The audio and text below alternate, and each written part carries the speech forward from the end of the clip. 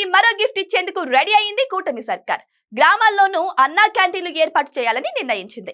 సంక్రాంతి సందర్భంగా నియోజకవర్గం మండల స్థాయిలో 70కి పైగా అన్నా క్యాంటీన్లు ఒకేసారి ప్రారంభించేందుకు ప్రణాళికలు రూపొందించింది. ప్రస్తుతం వివిధ దశల్లో ఉన్న అన్నా క్యాంటీన్ల నిర్మాణాలు జనవరి 10లోగా పూర్తి చేయనున్నట్టు తెలుస్తోంది.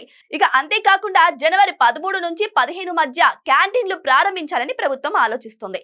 కూటమి ప్రభుత్వం ఏర్పాటయ్యాక పట్టణ ప్రాంతాల్లో 205 అన్నా క్యాంటీన్లు ప్రారంభించింది. రోజు వీటిలో 3 పూటలా కలిపి 2 లక్షల మందికి పైగా ప్రజలు భోజనం చేస్తున్నారు. ఉదయం, రాత్రి అల్పాహారం, మధ్యాహ్నం భోజనం అందిస్తున్నారు. పూటకు 5 రూపాయలకే ఆహారం సరఫరా చేస్తున్నారు.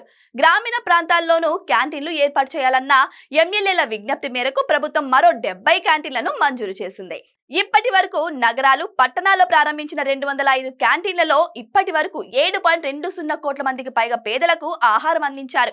వీరిలో అత్యధికంగా 3.16 కోట్ల మంది మధ్యాహ్న భోజనం చేశారు.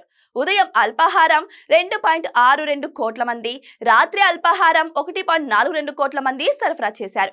విశాఖపట్నం, ఎన్టీఆర్, గుంటూరు జిల్లాలలో అత్యధిక సంఖ్యలో పేదలు లబ్ధి పొందుతున్నారు.